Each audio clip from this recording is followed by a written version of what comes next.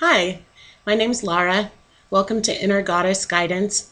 This channel is designed for people who are on the twin flame path, particularly divine feminines and women.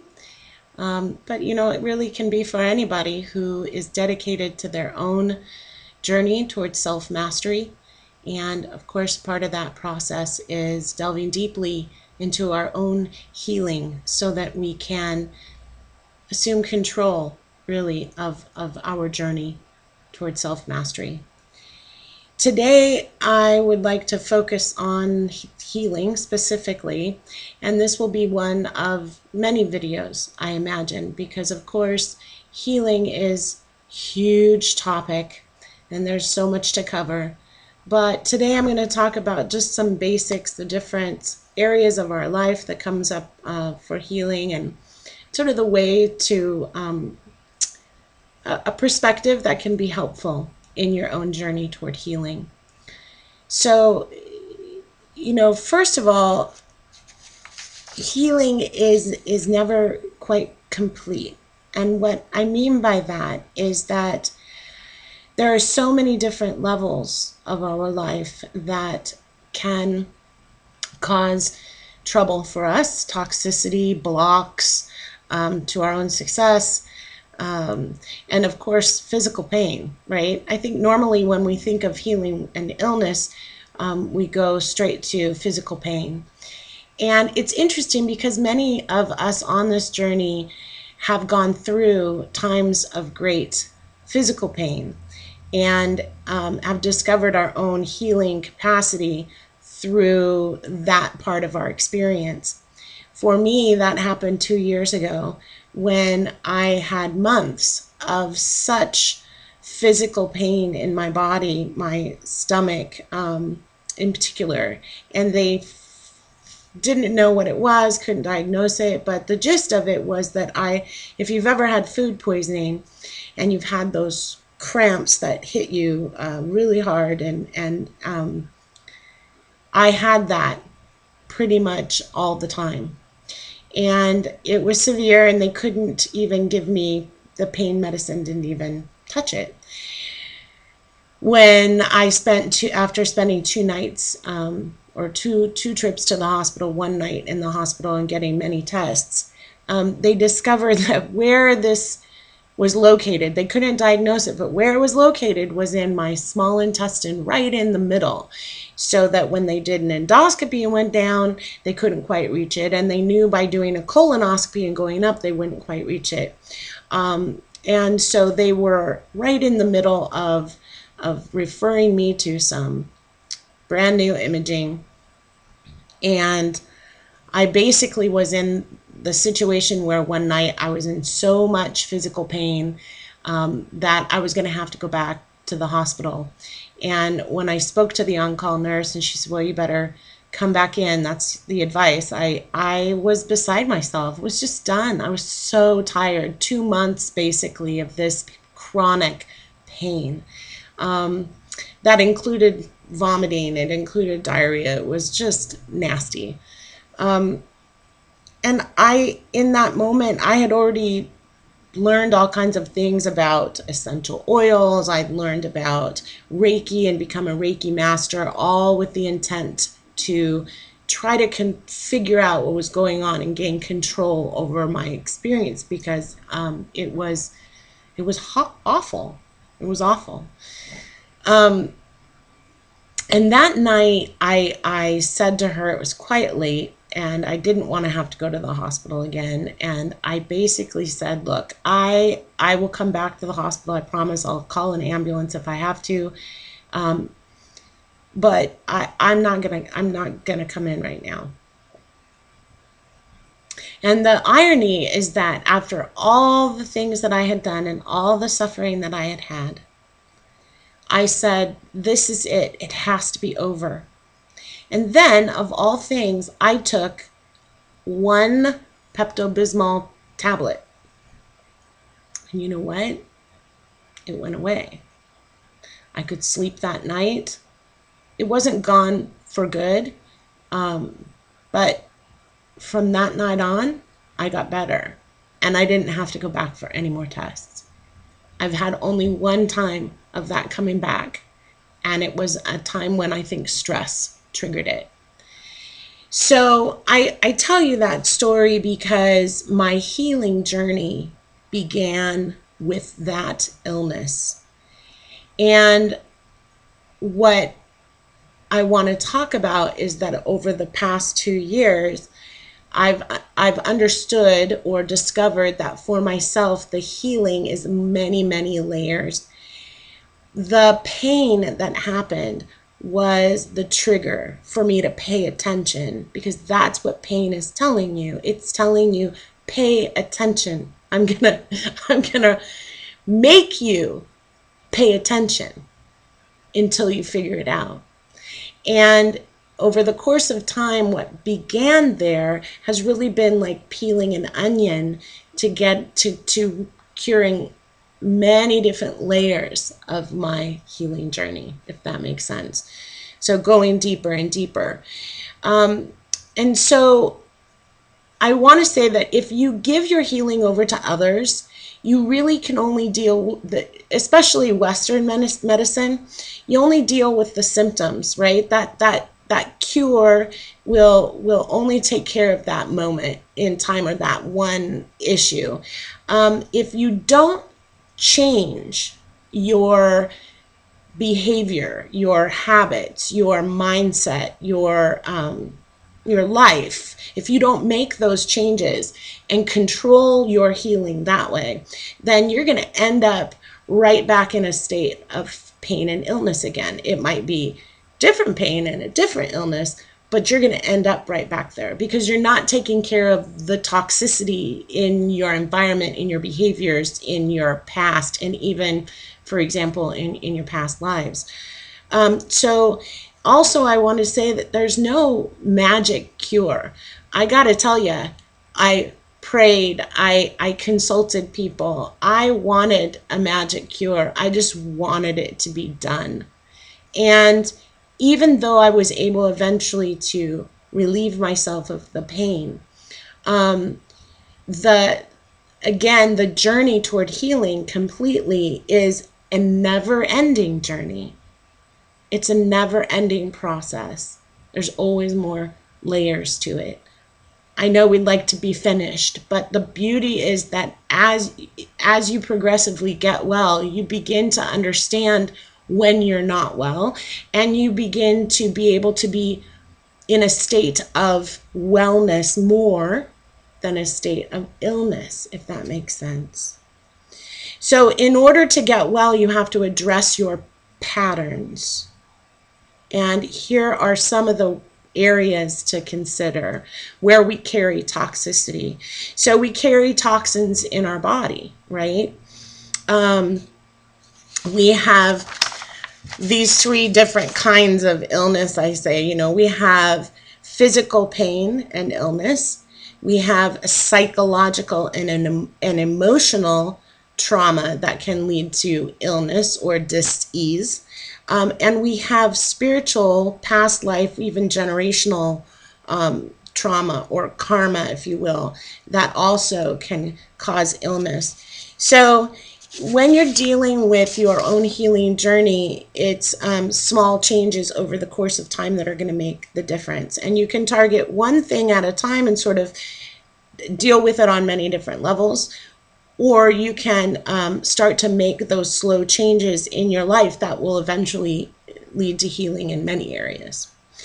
So toxins in the body, things you can do, cleanses, of course, sweat baths and body wraps, addressing your diet. That means eliminating GMOs, eliminating high fructose corn syrup, eliminating sugar. There are other things that you might be personally sensitive to, and you can go to a naturopath to determine that.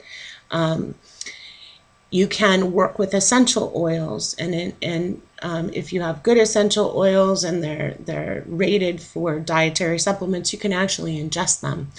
And I'm going to feature somebody, hopefully a good friend of mine on the channel that knows a lot about that and has healed herself using essential oils primarily in shortly I'll do a video with her.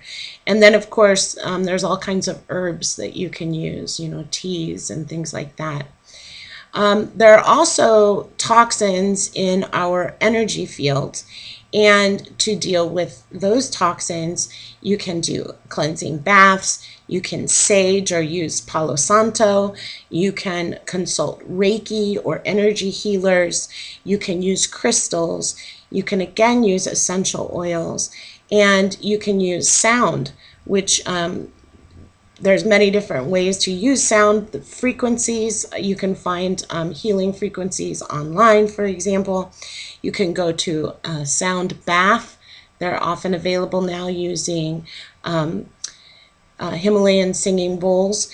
And also using bowls is something called vibrational sound healing, which I highly recommend. I'm a practitioner of that particular, where the practitioner sets the bowls on the body, and the vibration, you have both the sound of the bowl playing, and they play at particular frequencies that impact your brain, but also the vibration, the gentle vibration on your body induces, the combination of those two things can induce a lucid dream state where you can relax deeply. And when you are in a deep state of relaxation, that's when healing can happen. Your body actually can do a lot of its own healing, but you have to get it out of a state of stress. And so eliminating toxins is one very important thing to do. So again, eliminating toxins in your body, eliminating toxins in your energy field. If you are not currently drinking a lot of water a day, I highly recommend upping your intake of water, pure water. I drink now a gallon of distilled water a day.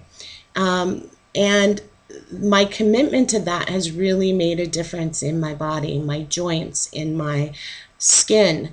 And by the way, our skin is the largest organ on our body. So even when you're putting on lotions and oils and hairsprays and things like that, those can be toxic, and you're absorbing that through your skin, just to keep in mind. We also, I think, have what we can consider toxicity from in our heart or in our mind or in our past. And there are things that we can do to eliminate that toxicity as well. The first one that I want to talk about is to become aware of your negative voices, your internal dialogue, and to use affirmations or meditations to clear them. Where your thoughts go, energy flows. So it's really important to become aware of when you're having negative internal dialogue and then deal with that. Affirmations are a wonderful way to do that. And affirmations can be effective, particularly when you do two things.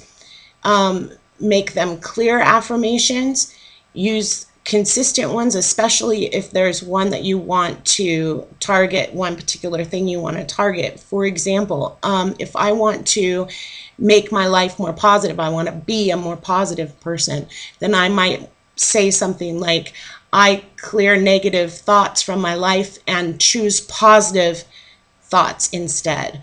Or I choose positive thoughts. I become aware of negative thoughts and choose positive thoughts instead. That is an affirmation that you can keep with you and repeat over and over again. It is important, I believe, to not just think it, but to speak it. There is power in that speaking. There is also power in writing it. So, for example, one thing that I've done that's, to me, put more intention into my healing has been to write my affirmation a particular number of times in a particular color pen. So I keep my affirmations in my journals, and there are many different places you can find them. There's even beautiful affirmations on cards. And then, of course, if you're watching this channel, I talk about how you can create your own using what we draw during the day. But when I chose 11, And we all know that 11 is a powerful number for twin flame. So I chose the number 11. I chose to write it in a green or a pink pen because I was working with, when I work with, I should say, heart-based or emotion-based affirmations. And I'm trying to clear maybe some of the toxicity that I carry in my heart, bring down my heart wall, or deal with maybe trauma that has happened to me in the past around emotional issues dealing with love that I think are impacting that. Because Reiki, for example, can help you clear and balance your chakras. But even if you have a great Reiki session, you can be cleared and balanced when you leave. You can feel fabulous for a few days, a week, a month, whatever. If you're not addressing the negative thoughts or the internal dialogue, if you're not addressing those traumas that are trapped, and you can do that with affirmations, then you're going to end up again right back in that place. There's also the Ho'oponopono and mirror work. So Ho'oponopono is a forgiveness practice that comes from Hawaii, or Polynesian, I believe. And the one way to do that, very powerful way to do that, is using a mirror and using the Ho'oponopono for yourself. Oftentimes people think that when they're using Ho'oponopono, they're doing it for other people. And you can do that. You can be forgiving other people that way. But I find that more powerfully is the places inside myself that I haven't forgiven myself yet. Learning to come into alignment or of forgiveness and acceptance of the times that I have failed myself. Okay? And doing that with a mirror so that and it's hard at first to look at yourself and say, I'm sorry. Please forgive me. I love you. Thank you. As you do it, however, you do get better at it and it becomes more legitimate. And I will just tell you, I know this because I have actually in my life looked at myself in the mirror and said the nastiest things, even aloud. I have said to myself, you disgust me. You are pathetic. You don't deserve anything good in your life. Just to say them now kind of brings back all that pain that I was feeling. I have hurt myself. I have physically abused myself. And even had times when thought of taking my own life. So when I do the Ho'oponopono, I am forgiving myself for all of that I have done. Self-injury. I have denied myself. I have hurt myself. There is a wonderful practice that is called family constellation work. And that goes back into trauma that your family has. Sometimes even all the way back generations and generations. You can look that up online. There are many practitioners around the nation. And it is a really well-known and effective practice that a lot of people speak very highly of. There is also something called the body code and the emotion code, which I personally have been using now for many months. And I work with a woman that I hope to feature on my channel. And she has been working with me. Her work goes back through not only generationally, but she targets also past lives, and it can go 13 lifetimes back. And again, you can look that up online, the body code and the emotion code. I highly recommend it. It has been really effective for me. One of the things she did with me was, because I was asking her that I'd like to try to clear things that have to do with my own self-abuse, my own bad habits, for example. And she she started looking at what my negative self-beliefs were, and I didn't tell her what they were, and she found a boatload of them that I would never consciously say. But she's working, this works with the subconscious. So she actually becomes a proxy. We do this over the phone. She can actually do it through email. So if you are interested in energy healing and energy work like that, and you are open and receptive to things that might include toxic energies, like curses that might have been placed on you, or entities that might have placed curses even lifetimes ago, or traumas that you experienced lifetimes ago. So if you are open to that kind of work, I do highly recommend it. I have found it incredibly helpful. And just to mention, the first time that I did that, what I felt was I don't have either an opinion against or for. I just asked myself to have an open mind to see what happened and see how I felt. And I had a very powerful experience with her being able, without knowing anything about me, to know that I had pain in my neck. She said, she was the second time she said, do you have pain, neck pain? And I said, oh, chronic neck pain that I've endured for years. And within a few minutes, she cleared the pain, and we have gone back to that site of injury, because I did have an injury on my neck. But stuff was sort of stuck there, and some of it from past lives and such. So I have found that very, very helpful. And if you have an open mind, you might explore that as well. I now have a session about every week. And I just say, let the healing continue. Again, peeling that onion, because she's picking up on things that are deep in my subconscious and in my energy field that I'm not in touch with.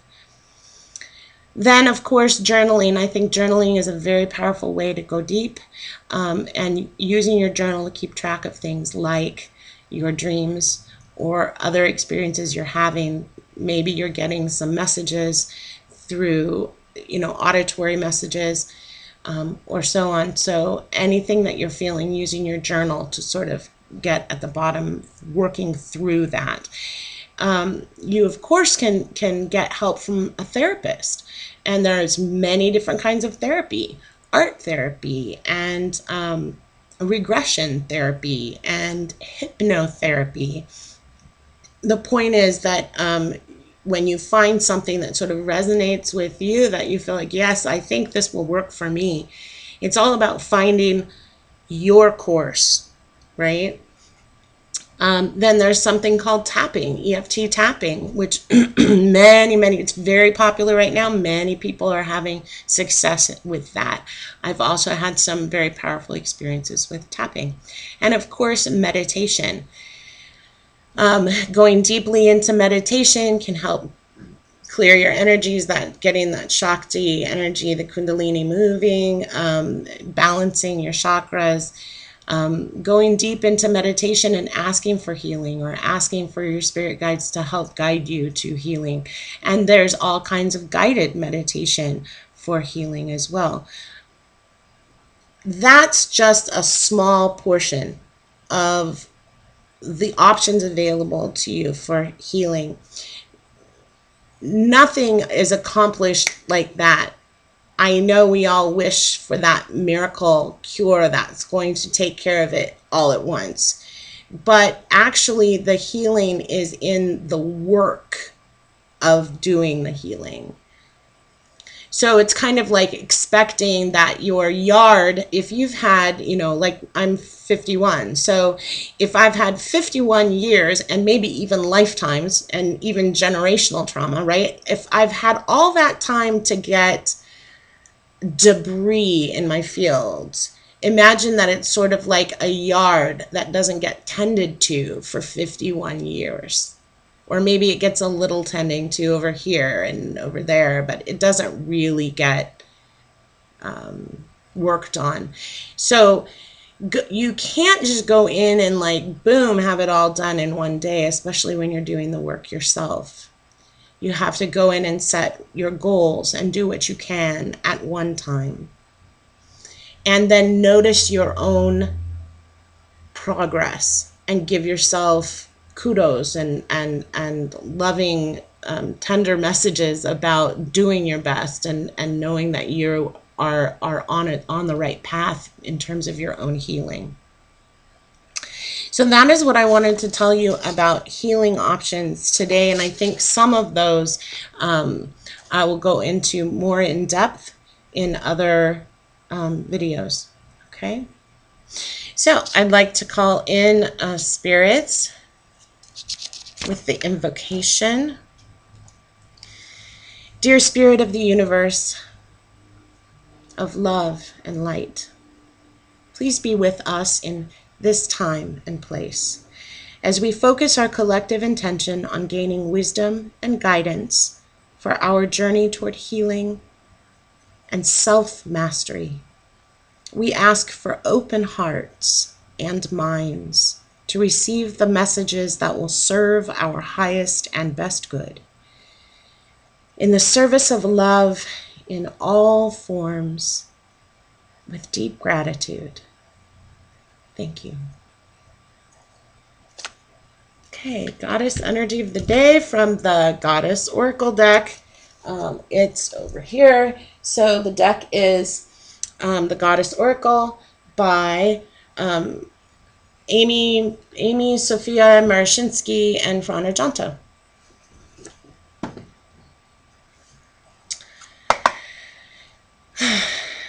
Okay. Dear Spirit, please give us one Goddess energy working with us today. Just one Goddess energy that can guide us toward insight, self-mastery on our journey, provide guidance.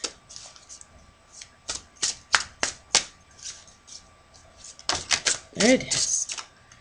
Wow.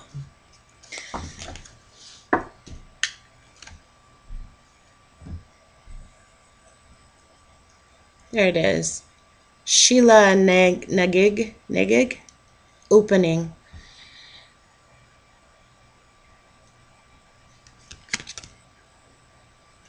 She's something else, isn't she? Opening. There's my book. There it is. Sheila Na Gig.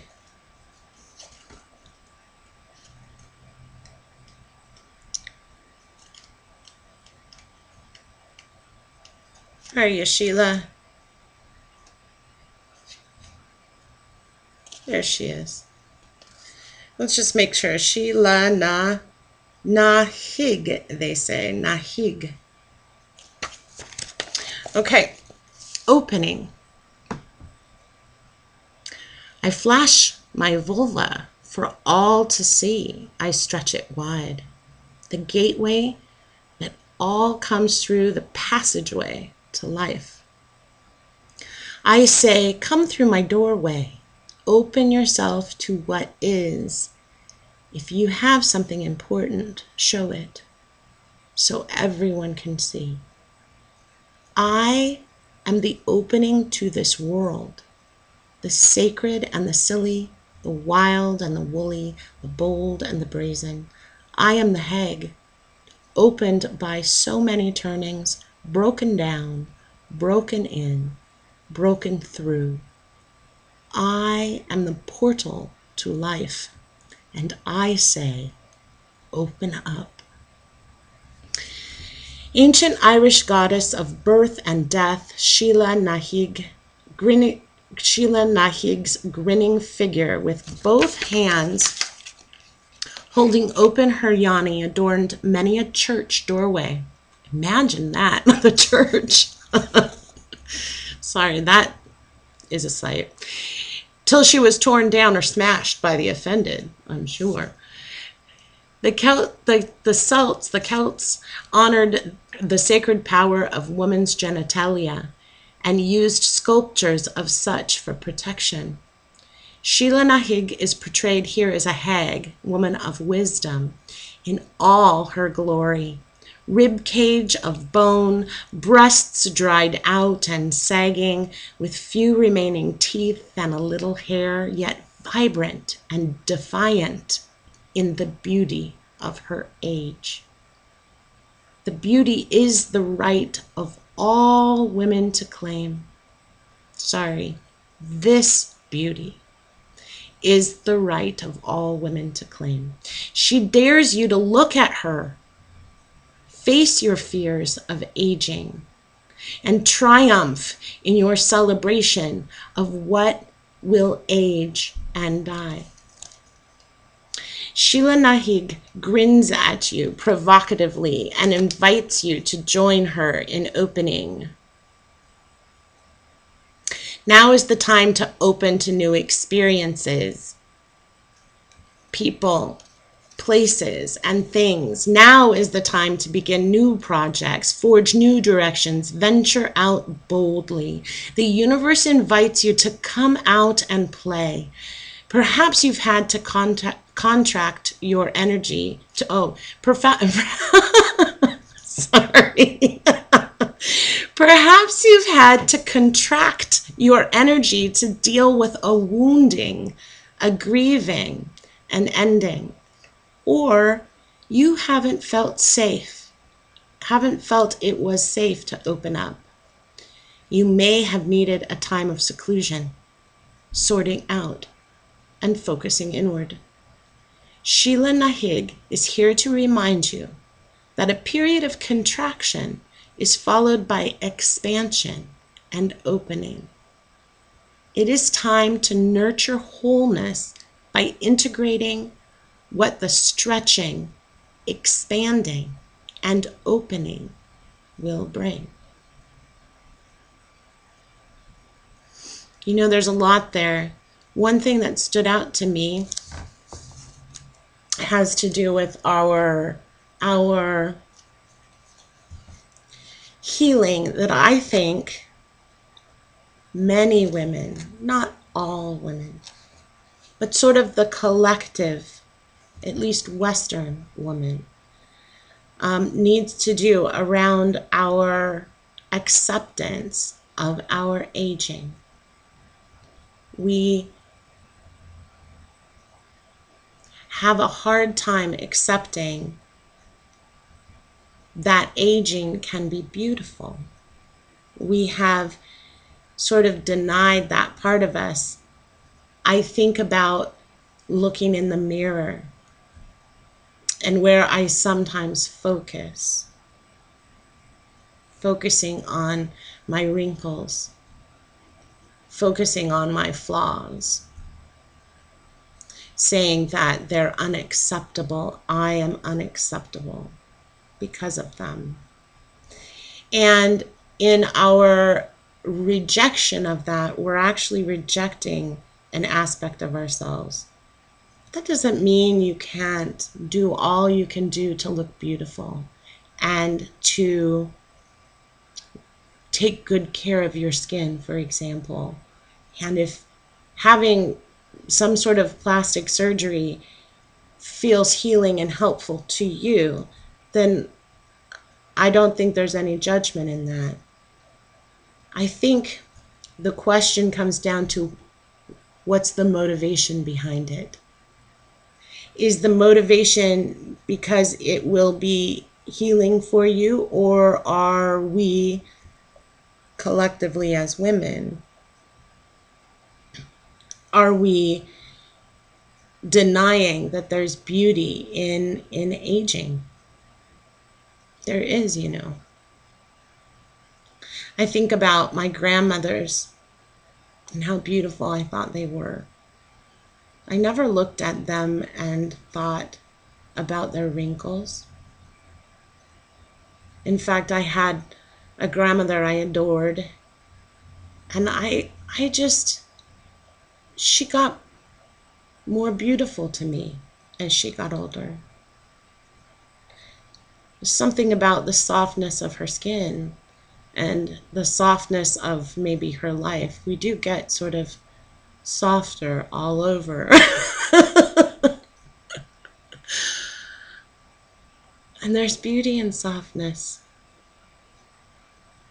You know, when we hug somebody that's soft, it feels so comforting.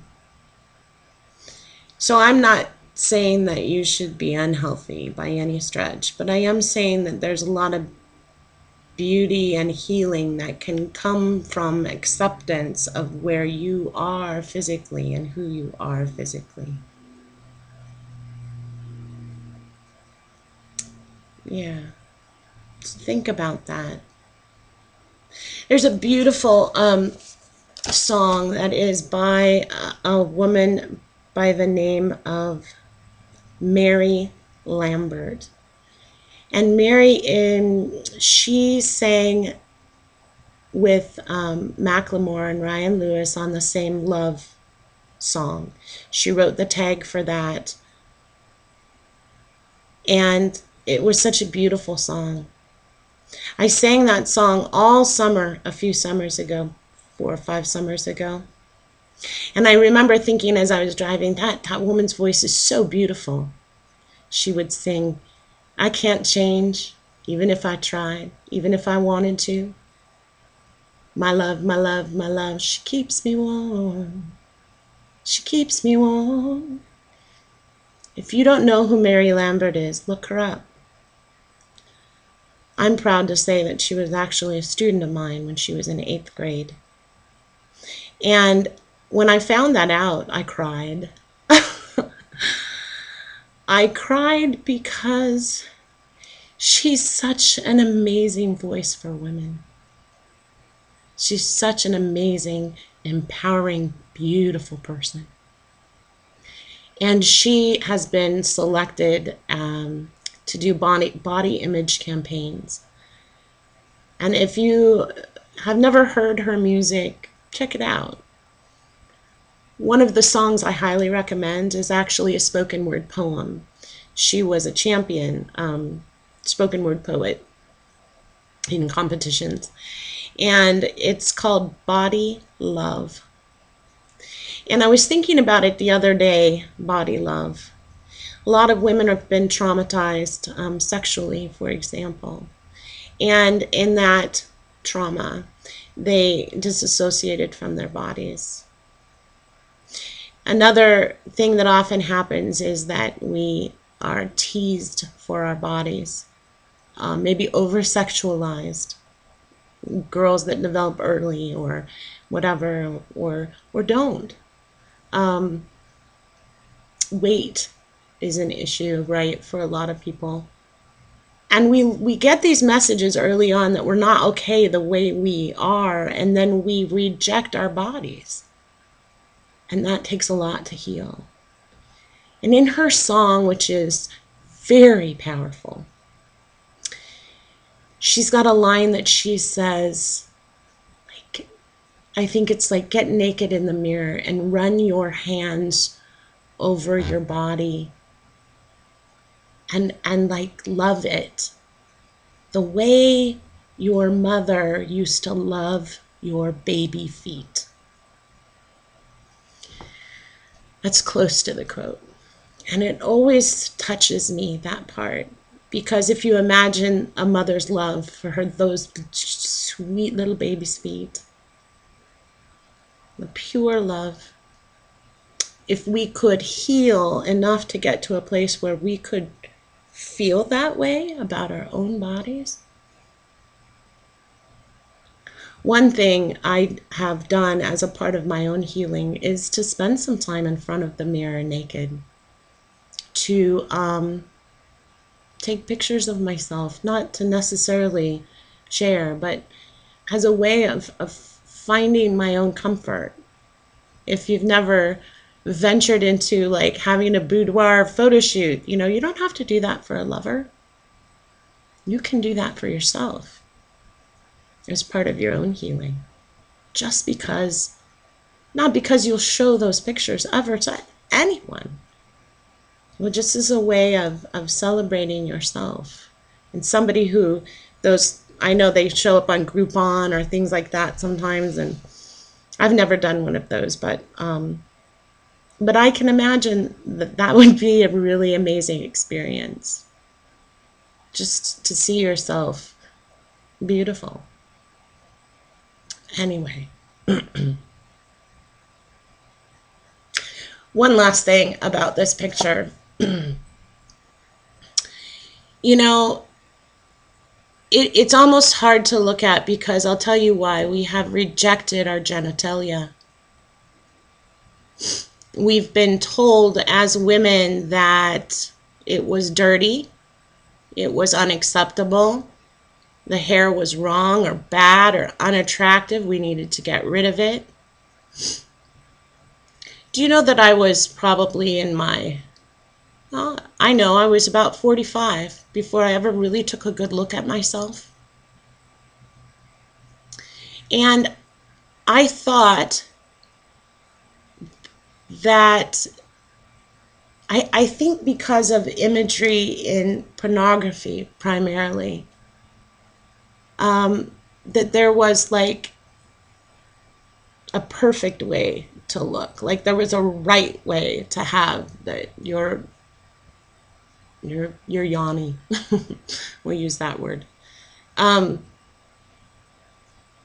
certainly didn't think of it as sacred. It was really a mystery to me.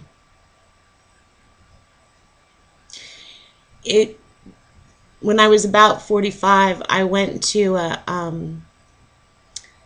Korean spa. It was just for women, and everybody was naked. And it was rather uncomfortable at first for about 5 minutes or so. The amazing thing that happened to me there, and what was healing for me about that experience, is that every single woman's body is different. Beautifully, beautifully different. And all the ages of women there. And they were not looking at each other with judgment. I didn't feel judged, and nor was I judging. In fact, the amazing thing is that even though we were all naked in the same area, we weren't staring at each other. We're so used to being objectified by the media or by men in our lives that to be in an environment with all women and to be able to be exposed like that, nobody spoke about it, but just the environment of being there was so incredibly healing. So that's my connection there to Sheila Na Gig. From that, you might think about expanding and opening and how you're doing that in terms of your own relationship to your body. Yeah. And then you get to decide, what parts of you are you rejecting? And can you learn to love them the way your mother loved your baby feet? Okay. Let's ask for one healing card from the day and this comes from the Healing Cards, a Daily Practice for Maintaining Spiritual Balance by Carolyn Miss. I don't know if you say it Miss or Mice, but anyway, I say it Miss. Sorry, Carolyn, if I'm saying it wrong. Spirit, will you give us one healing card, please, for the day? One healing card.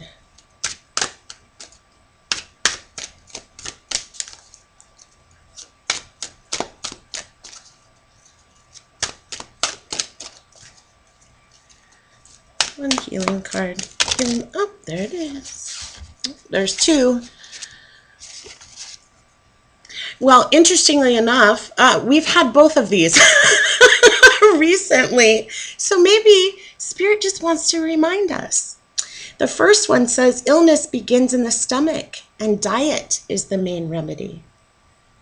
So think about your diet again. Be mindful today of how you nourish your body with healthful food. Feed your spirit with self-respect and self-love, allowing only positive thoughts and feelings to enter your body. And the other one that came out was the healthy person lives in harmony with nature. And that one just came out, I think it was the last one I did. It says you create harmony by making choices that feel right to both mind and heart. Consider one choice you need to make today, no matter how insignificant, and make it harmoniously. Again, this refers to, also makes connection to the sound healing and music, and this one, of course, to our diet and healing. So what would she tell us about being open to changes maybe in harmony and in our diet? Don't have to make huge changes all at once, you know. Make one change. I changed to organic food primarily. Like, I'd say 95% of what I eat now is organic. And that was a significant time ago, several years ago. And now I'm really addressing the whole making sure I drink a gallon of water a day, and trying to make sure that when I am buying prepackaged foods, that I'm buying organic and that there's not preservatives and things in them. I'm very careful of that with my son as well. And at least one great salad a day. Okay, and now one more just for our day. This comes from The Universe Has Your Back deck. It's by Gabrielle Bernstein.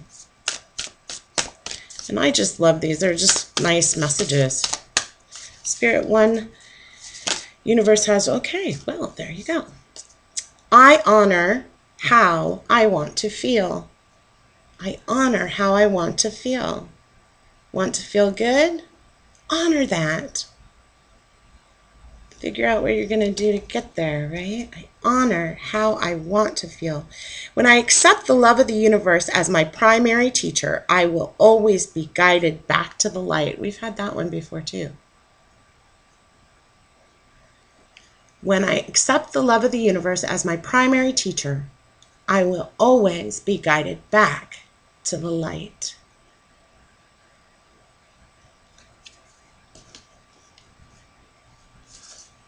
I hope that you have a beautiful day.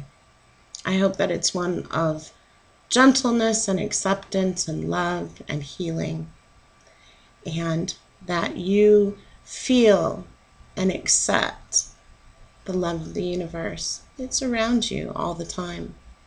Focus on it. Feel it. Check out Mary Lambert's music, Body Love, especially. You might also choose to look up information about the body code and the emotion code. One more thing I want to add just before we go. I highly recommend, and I think I skipped past this one because I wanted to make sure I had a bracelet, and I don't have one with me right at the moment, but stop complaining if you can.